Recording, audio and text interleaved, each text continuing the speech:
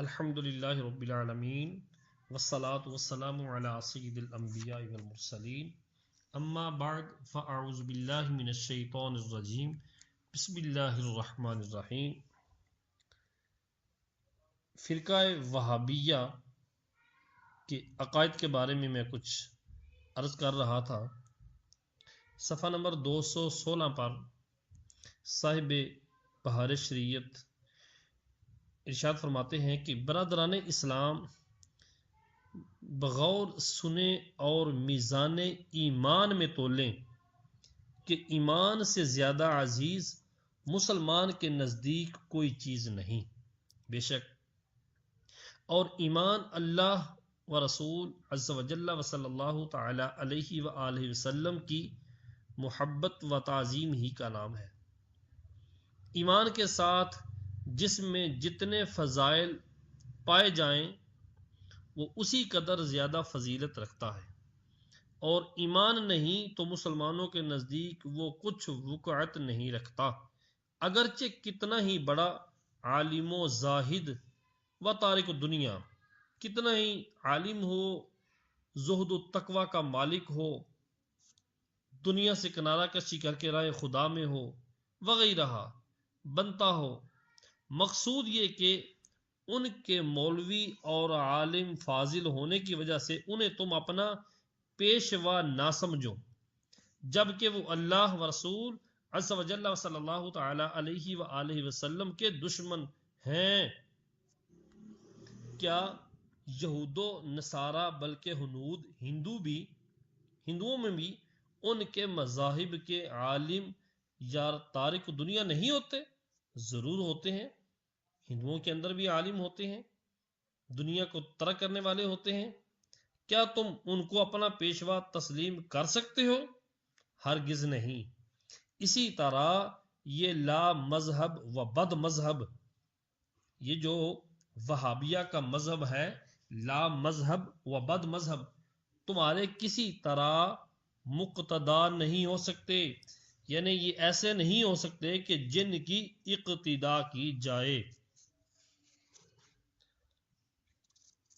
ایداء الحق صفحہ نمبر 35 و صفحہ نمبر 36 مطبوعہ فاروقی میں ہے۔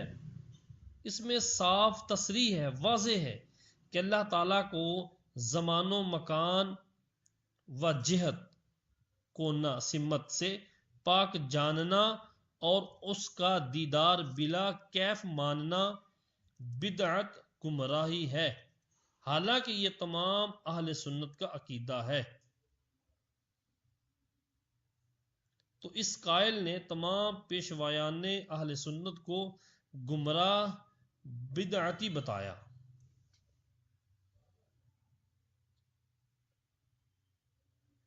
اللہ اکبر۔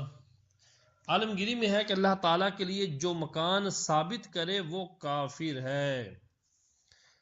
تقویت الایمان صفحہ نمبر 20 میں یہ حدیث مبارکہ نقل کرتا ہے، ارأیت لو مررت بقبری اکنت تسجد لہ، نقل کر کے ترجمہ کیا کہ بھلا خیال تو کر جو تو گزرے میری قبر پر کیا سجدہ کرے تو اس کو۔ یہ بات کہنے کے بعد فا لکھ کر اس کا فائدہ خلاصہ اپنی طرف سے یہ لکھتا ہے، یعنی میں بھی ایک دن مر کر مٹی میں ملنے والا ہوں۔ یہ نبی علیہ السلام کے بارے میں یہ بکواس یہ کرتا ہے، فائدہ یہ جوڑتا ہے آگے کہ آپ نے فرمایا کہ میں بھی ایک دن مر کر مٹی میں ملنے والا ہوں، حالانکہ نبی علیہ السلام فرماتے ہیں ان اللہ حرم علی الارض ان تاکل اجساد الانبیاء فنبی اللہ حی یرزق، اللہ تعالیٰ نے اپنے انبیاء علیہ السلام کے اجسام کھانا زمین پر حرام کر دیا ہے، تو اللہ عز و جل کے نبی زندہ ہیں، روزی دیے جاتے ہیں۔ اسی تقویت الایمان کے صفحہ نمبر 19 میں ہے، ہمارا جب خالق اللہ ہے اور اس نے ہم کو پیدا کیا تو ہم کو بھی چاہیے کہ اپنے ہر کاموں پر اسی کو پکارے، اور کسی سے ہم کو کیا کام۔ جیسے جو کوئی ایک بادشاہ کا غلام ہو چکا تو وہ اپنے ہر کام کو نسبت اعلیٰ کا اسی سے رکھتا ہے، دوسرے بادشاہ سے نہیں رکھتا، اور کسی چوڑے چمار کا تو کیا ذکر۔ انبیاء کرام و اولیاء عظام کی شان میں ایسے ملعون الفاظ استعمال کرنا کیا مسلمان کی شان ہو سکتی ہے؟ یہ بکواس کر رہا ہے کہ اللہ تبارک و تعالی ہی سے مانگو، کسی اور کے پاس نہ جاؤ۔ جیسے کوئی ایک بادشاہ کا غلام ہے تو وہ اسی سے نسبت رکھتا ہے، اسی سے مانگتا ہے، دوسرے بادشاہ کے پاس نہیں جاتا۔ گویا کہ یہ کہہ رہا ہے کہ اللہ تبارک و تعالیٰ کی ذات کے سامنے انبیاء ہوں، اولیاء ہوں یا ائمہ حضرات ہوں، یہ سب کی سب جو ہیں ان کی عزت رب کی بارگاہ میں جیسے چوڑے چمار کی ہوتی ہے ایسے ہے۔ لا حول ولا قوت الا باللہ العلی العظیم۔ جبکہ رب تبارک و تعالیٰ قرآن پاک میں فرماتا ہے للہ العزت ولرسولہ وللمؤمنین، یہ عزت اللہ کے لیے، اللہ کے رسول کے لیے اور مومنین کے لیے ہے۔ رب کی بارگاہ میں اولیاء کی عزت کتنی ہے، علماء کی کتنی ہے، انبیاء علیہ السلام کی کتنی ہے، لیکن یہ صراط مستقیم صفحہ نمبر 95 کے اوپر لکھتا ہے ظلمات بعدها فوق بعد۔ مسلمانوں ذرا توجہ کرو، یہ ہے امام الوہابیہ کے کلمات خبیثات، اور کس کی شان میں؟ حضور اقدس صلی اللہ تعالی علیہ وسلم کی شان میں۔ جس کے دل میں رائے برابر بھی ایمان ہو وہ ضرور یہ کہے گا کہ اس قول میں گستاخی ضرور ہے۔ اس میں یہ جو بکواس کر رہا ہے کہ ایک بادشاہ کا غلام ہو تو وہ اسی سے نسبت رکھتا ہے، اس کے علاوہ کسی دوسرے بادشاہ سے نہیں رکھتا، جیسے کسی چوڑے چمار کا۔ لا حول ولا قوت۔ سنیں آگے، تقویۃ الایمان صفحہ نمبر 10 پر کہتا ہے کہ روزی کی کسائش، کشادگی اور تنگی کرنا اور تنگ درست بیمار کر دینا، اقبال و ادبار، بندے کو عروج اور زوال کا آنا دینا، حاجتیں برلانی، بلائیں ٹالنا، مشکل میں دستگیری کرنا، مدد کرنا، یہ سب اللہ ہی کی شان ہے، اور کسی انبیاء اولیاء بھوت پری کی یہ شان نہیں جو کسی کو ایسا تصرف ثابت کرے جو یہ بندہ کہے کہ اولیاء کر سکتے ہیں، انبیاء کر سکتے ہیں، اس کے بارے میں یہ بکواس کرتا ہے، اور اس سے مرادیں مانگیں اور مصیبت کے وقت اس کو پکاریں تو وہ بندہ مشرک ہو جاتا ہے۔ پھر خواہ یوں سمجھے کہ ان کاموں کی طاقت ان کو خود بخود ہے، خواہ یوں سمجھے کہ اللہ نے ان کو قدرت بخشی، ہر طرح کا یہ شرک ہے۔ آسان لفظوں میں یہ سمجھیں، کہتا ہے کہ جو بندہ یہ کہے کہ روزی کے اندر کسائش، تنگی آ جانا اور کسائش ہو جانا یعنی وسعت آ جانا، یا بیمار کو تندرست، تندرست کو بیمار کرنا، عروج آ جانا، زوال آ جانا، حاجتیں پوری کرنا، مشکل کا ٹالنا، یہ اللہ تبارک و تعالیٰ کی شان ہے۔ اللہ کے علاوہ کسی اور کے لیے یہ ثابت کرنا یہ شرک ہے، معاذ اللہ۔ اب ظلمات بعدها فوق بعد کی بنا پر کیا کہتا ہے؟ کہتا ہے کہ نماز کے اندر بیوی سے مجامعت کا خیال بہتر ہے۔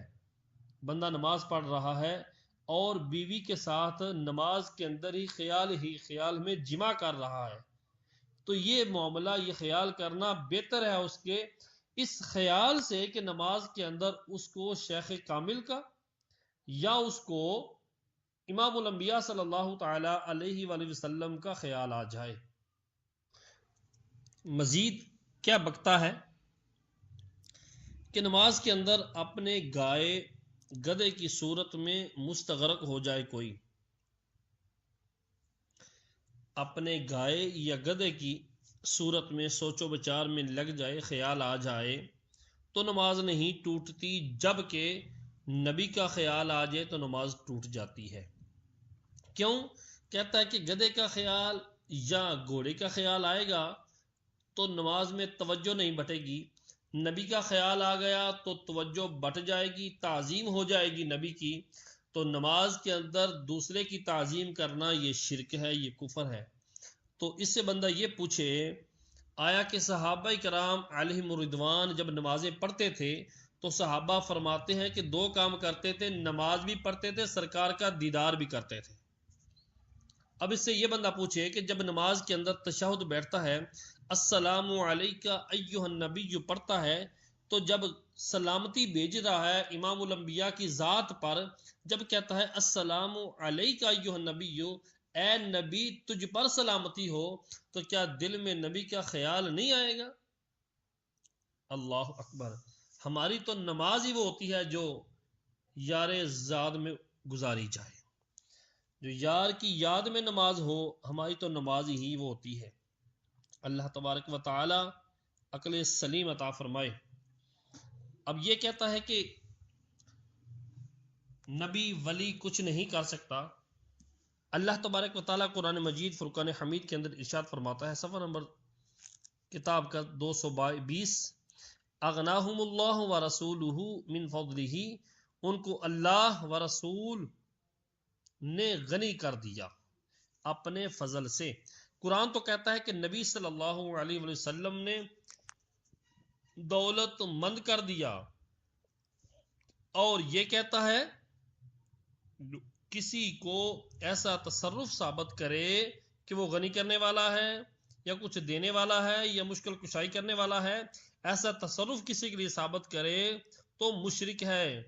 تو اس کے طور پر قرآن مجید شرک کی تعلیم دیتا ہے۔ تو اس کے کہنے کے مطابق کہ قرآن پھر ہمیں شرک کی تعظیم دیتا ہے۔ اللہ اکبر۔ رب قرآن میں فرماتا ہے وَتُبْرِئُ الْأَكْمَحَ وَالْأَبْرَصَ بِإِذْنِی، عیسیٰ تو میرے حکم سے مادرزاد، اندھے اور سفید داغ والے کو اچھا کر دیتا ہے۔ اور دوسری جگہ ہے ابرئ الاکمح والابرص واحیی الموتى باذن اللہ، عیسیٰ علیہ السلام فرماتے ہیں میں اچھا کرتا ہوں مادرزاد اندھے اور سفید داغ والے کو، اور مردوں کو جلا دیتا ہوں، زندہ کرتا ہوں اللہ کے حکم سے۔ اب قرآن کا تو یہ حکم ہے، اور وہابیہ یہ کہتے ہیں کہ تندرست کرنا اللہ ہی کی شان ہے، جو کسی کو ایسا تصرف ثابت کرے وہ مشرک ہے۔ اب وہابی بتائیں کہ اللہ تعالیٰ نے ایسا تصرف حضرت عیسیٰ کے لیے ثابت کیا تو اس پر کیا حکم لگاتے ہیں؟ عیسیٰ علیہ السلام مردے زندہ کر رہے ہیں رب کے حکم سے، عیسیٰ علیہ السلام مادرزاد اندھوں کو بینائی دے رہے ہیں، سفید داغ والوں کی یہ بیماری دور کر رہے ہیں، تصرف کر رہے ہیں، تو ان کے مذہب کے مطابق تو گویا کہ اللہ تبارک و تعالیٰ نے خود عیسیٰ علیہ السلام کے لیے یہ تصرف ثابت کر دیا، تو یہ تو شرک بلا شرک ہے۔ اور لطف یہ ہے کہ اللہ تعالیٰ نے اگر ان کو قدرت بخشی ہے جب بھی شرک، تو معلوم نہیں ان کے یہاں اسلام کس چیز کا نام ہے۔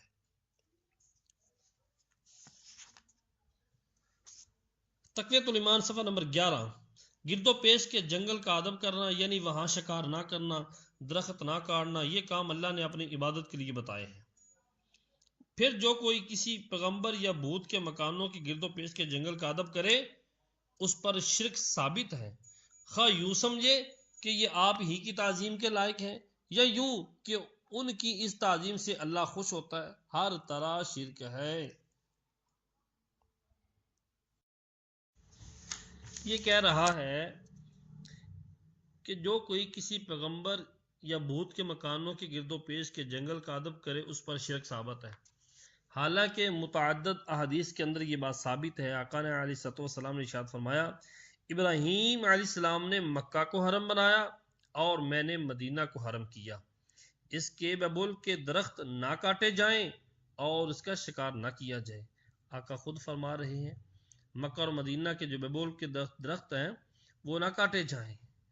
اب اس کے نزدیک ان درختوں کا ادب کرنا، ان کو کاٹنا ضروری ہے، نہیں کاٹیں گے تو یہ شرک ہو جائے گا۔ لا حول ولا قوت۔ مسلمانوں ایمان سے دیکھنا کہ اس شرک فروش کا شرک کہاں تک پہنچتا ہے۔ تم نے دیکھا اس گستاخ نے نبی علیہ السلام پر کیا حکم جر دیا۔ تقویۃ الایمان صفحہ نمبر 8 پر کیا بکتا ہے؟ پیغمبر خدا کے وقت میں کافر بھی اپنے بتوں کو اللہ کے برابر نہیں جانتے تھے۔ جب نبی علیہ السلام کا وقت تھا، آپ ظاہری حیات میں تھے، اس وقت کہتا ہے کہ کافر بھی اپنے بتوں کو اللہ کے برابر نہیں جانتے تھے، بلکہ اسی کا مخلوق اور بندہ سمجھتے تھے، اور ان کو اس کے مقابلے کی طاقت ثابت نہیں کرتے تھے، اس کے مقابل اس کے برابر رب کے برابر نہیں لاتے تھے، مگر یہی پکارنا اور منتیں ماننی اور نظر و نیاز کرنی اور ان کو اپنا وکیل سفارشی سمجھنا، یہی ان کا کفر و شرک تھا۔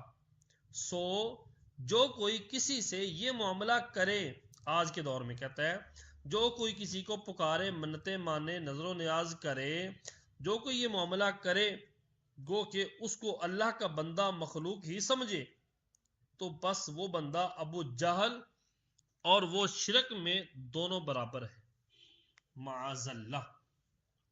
یعنی جو نبی صلی اللہ علیہ وسلم کی شفاعت ماننے کہ حضور صلی اللہ علیہ وسلم اللہ عز و جل کے دربار میں ہماری سفارش فرمائیں گے، تو معاذ اللہ اس کے نزدیک وہ ابو جہل کے برابر مشرک ہے۔ مسئلہ شفاعت کا صرف انکار ہی نہیں بلکہ اس کو شرک ثابت کیا، اور تمام مسلمانوں، صحابہ، تابعین، ائمہ دین و اولیاء و صالحین سب کو مشرک و ابو جہل بنا دیا۔ تقویۃ الایمان صفحہ نمبر 58 پر کہتا ہے کوئی شخص کہے فلاں درخت میں کتنے پتے ہیں،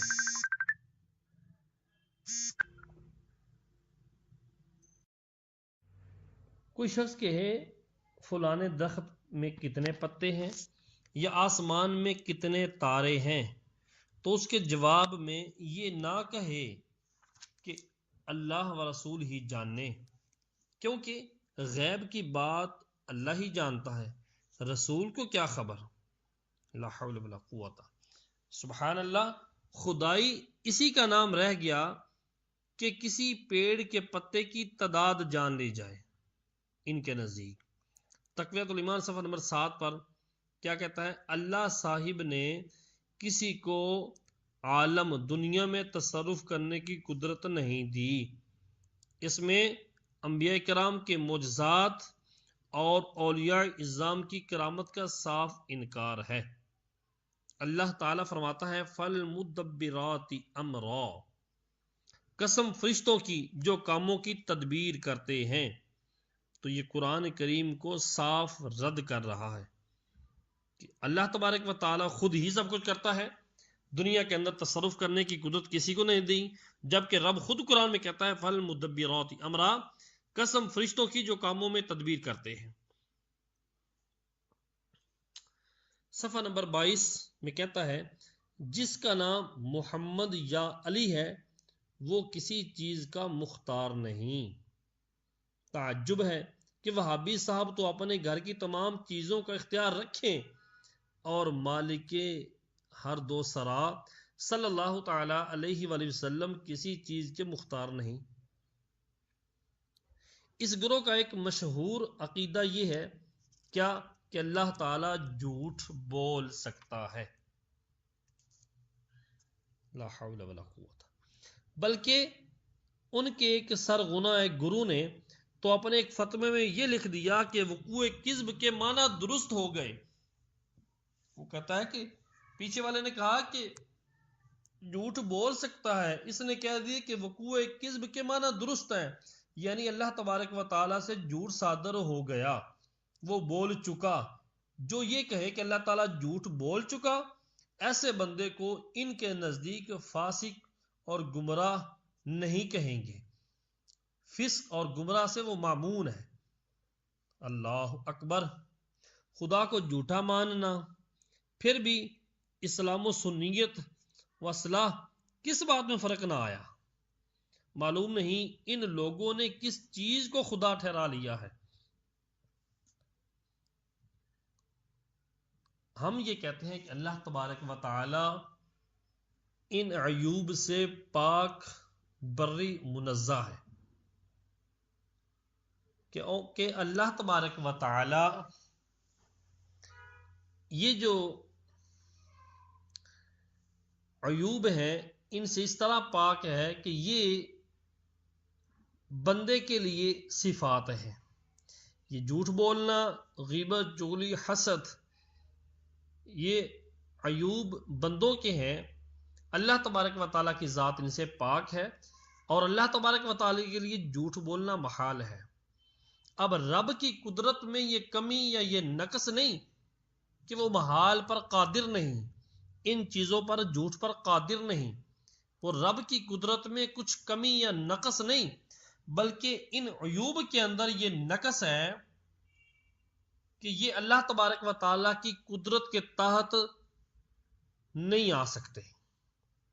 اور ان بدبختوں کا ایک عقیدہ یہ ہے کہ نبی صلی اللہ علیہ وسلم کو خاتم النبیین بمعنی آخر الانبیاء نہیں مانتے. یہ نہیں کہتے کہ نبی یہ آخری نبی ہے. خاتم النبیین بمعنی آخر الانبیاء ایسا نہیں مانتے، اور یہ بات کفر ہے. ایسا نہ ماننا سری کفر ہے.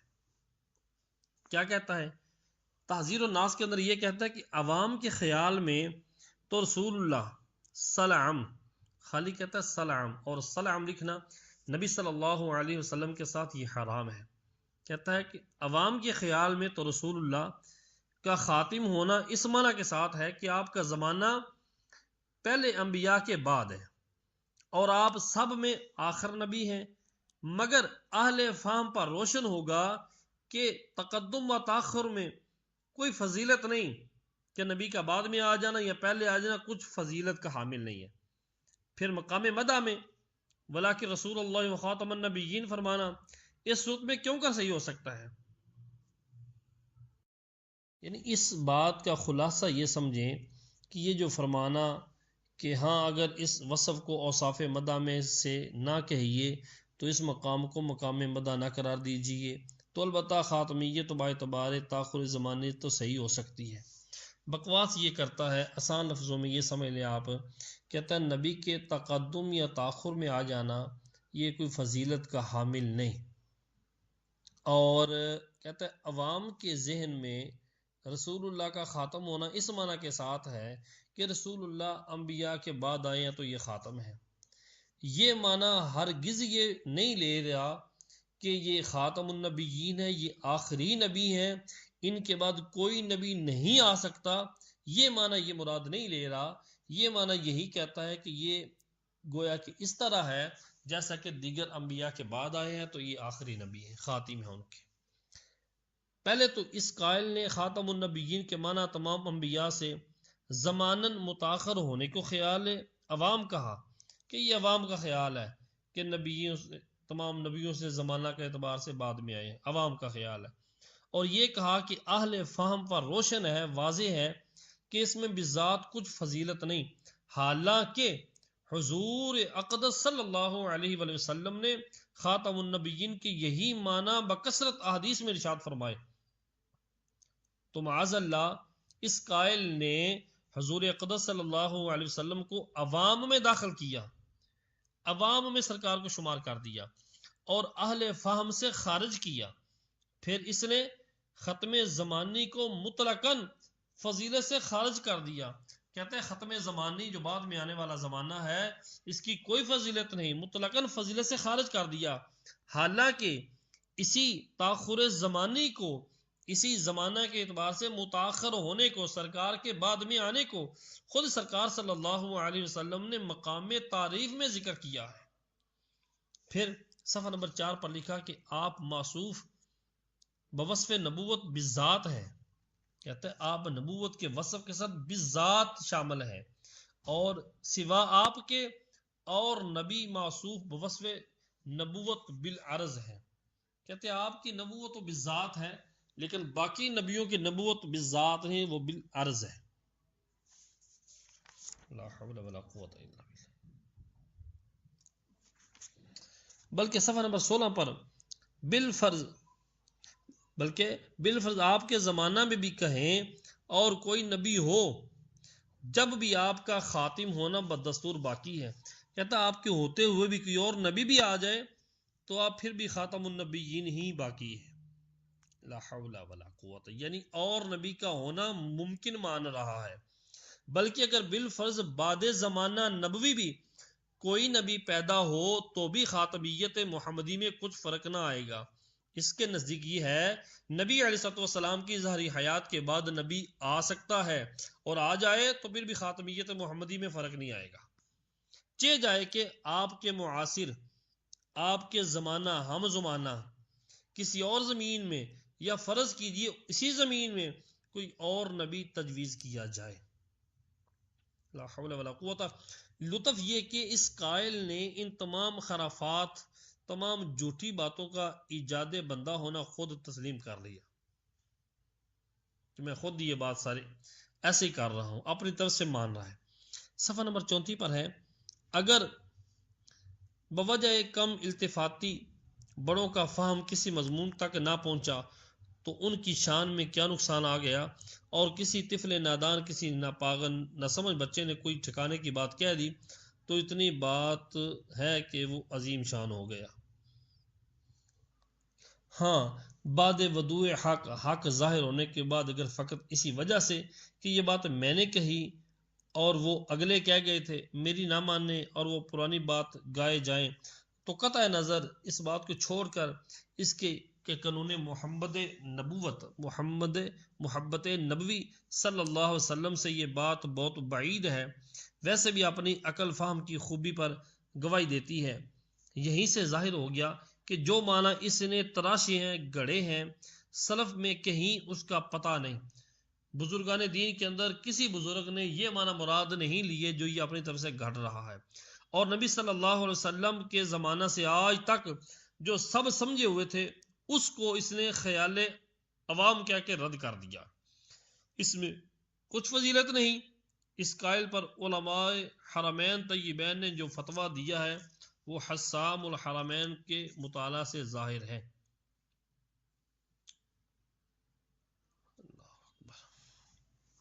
اور اس نے خود بھی اس کتاب کے صفحہ نمبر 46 میں اپنا اسلام برائے نام تسلیم کیا ہے. مدعی لاکھ پہ باری ہے، گواہی تیری. اسی کتاب کے صفحہ 5 پر ہے کہ انبیاء اپنی امت سے ممتاز ہوتے ہیں. انبیاء اپنی امت سے ممتاز ہوتے ہیں تو علوم ہی میں ممتاز ہوتے ہیں. باقی رہا عمل، اس میں بعض اوقات، بسا اوقات بظاہر امتی مساوی برابر ہو جاتے ہیں بلکہ بڑھ جاتے ہیں. لا حول ولا قوت. کہتا ہے کہ انبیاء اپنی امت سے اگر ممتاز ہوتے ہیں تو علم کے اعتبار سے ممتاز ہوتے ہیں. عمل کی بات آئے تو امتی اپنے نبی کے برابر بھی ہو جاتا ہے، اور بعض اوقات امتی اپنے نبی سے بڑھ بھی جاتا ہے. لا حول ولا قوت الا باللہ العلی العظیم. اللہ تبارک و تعالی عقل سلیم عطا فرمائے. وما علیہ الا البلاغ.